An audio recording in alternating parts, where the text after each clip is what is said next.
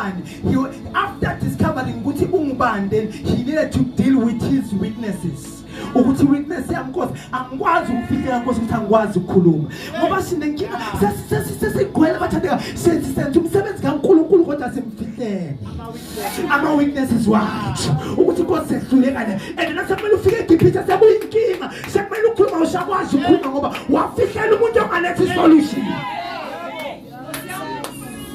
umuntu onganethi solution wakhuluma ngizothi hayi inkosi hayi ngiyabuza yayizi agenda yakho i-clear nkosi and ukhombisa nama signs everything uyangiprovela ukuthi vele you have called me but inkosi nenkinga into eyi-1 angikwazi ukukhuluma and ungitshele ukuthi nama ngihambe ngiyokhuluma nale ndoda ukuthi mayikhulule awushongo ukuthi ngiyobabulala uthe mangiyomtshela ukuthi akabakhulule that was his assignment to ukuthi akhulume nofana ukuthi hey Father khulula abantu bakaNkulunkulu.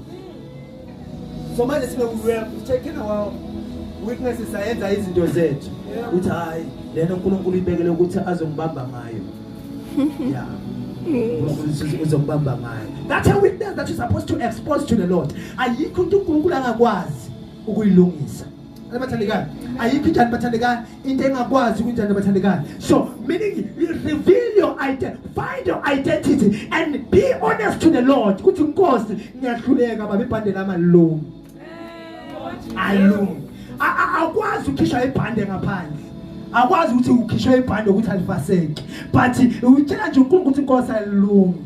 God will make a plan with how he's going to deal with your bed. Yes. Amen.